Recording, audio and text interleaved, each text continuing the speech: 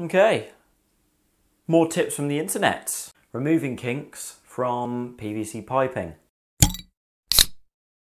When I first got the auto-siphon in the post, the coil was all folded up, obviously to make it much easier to transport. Now when I just store it, I make sure that I sort of coil it up properly rather than up and down, coil it in a circle. Because obviously it's probably been sitting around for quite a while, it developed some kinks. Now this tip came from an aquarium website, because obviously aquarium users use piping such as this. I'm not even sure if it is PVC, but it might be. Obviously they have to use food safe piping for their fish because they're a living being. So I'll do a quick demonstration on their method for removing kinks out of PVC piping. It requires no specialist equipment, just one thing really. So let's have a look. The only thing you're going to need is just get yourself a funnel appropriately sized for your piping. So I've got another piece of piping here. Unfortunately, I don't have any PVC piping now that's got kinks on it because I've already sorted the problem. So I'm just going to demonstrate it anyway. Just have to pop the funnel in one end, which it doesn't fit, so I'll have to use a smaller one. Pop the funnel in the end, and then let's do the sink business. So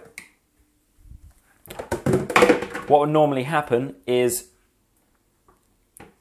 you start filling up your sink with the hottest water you can get out of the tap. So if you're on a hot water meter, like a lot of people are in England, pick a time in the day when you're not going to be out of hot water. So maybe sort of quite early in the morning. So if you're out of hot water, you don't want to start boiling the kettle and putting it in there because it's just very time consuming. So once this is filled up, then we can crack on with it. It doesn't need to be filled up very much, just enough to completely immerse your piping sort of flat like this. So you know, that deep. Cool. So the aim here is to essentially make the PVC piping pliable in hot water, and then basically sort of reset it, because plastic sometimes has a little bit of a memory.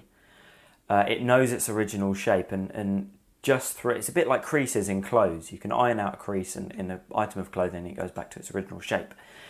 So number one, you don't just dunk it in, well you do, but you pop it in the hot water, and then what you do is quite simply is you start draining hot water through the piping.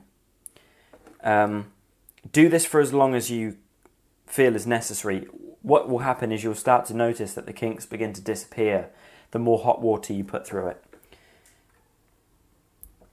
Find that happy medium in the funnel. You don't want it to overflow, but you want it to have a continuous stream of water running through the pipe.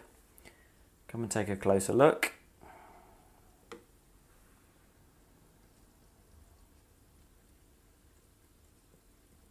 So you got hot water on the outside of the pipe, and you got hot water on the inside of the pipe.